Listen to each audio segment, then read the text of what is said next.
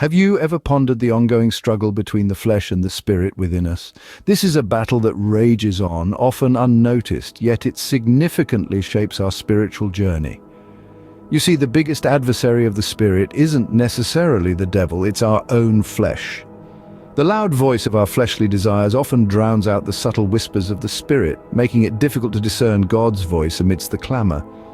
In the words of the Apostle Paul, as recorded in 1 Corinthians 9:25, we are likened to athletes in training, tempering, and restricting ourselves in all things.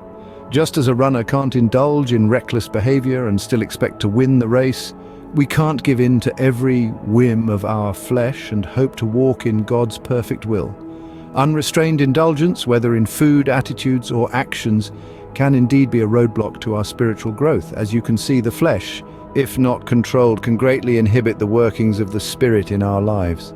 So how can we ensure that our spirit triumphs over our flesh?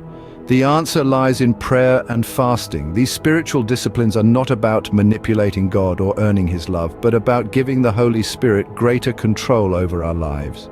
As Jesus Himself said in Mark 9:29, "This kind can come forth by nothing except prayer and fasting." There are certain victories, certain breakthroughs that can only be achieved when we put our flesh under subjection through prayer and fasting.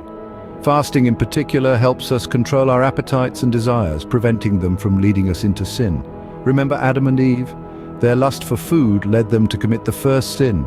When we make our flesh go hungry, we learn to control it and its desires, be it for wrong relationships, addictions, or inappropriate entertainment.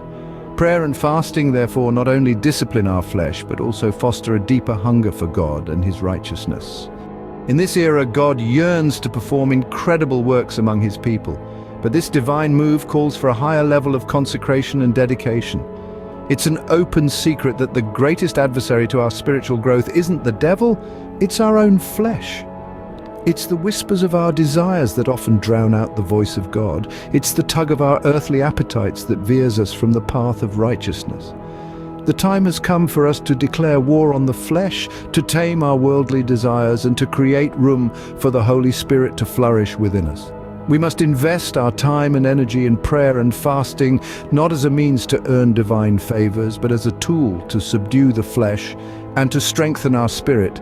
A spiritual revival awaits us, but it requires us to make our flesh suffer so that our spirit may prosper. The choice is ours to make.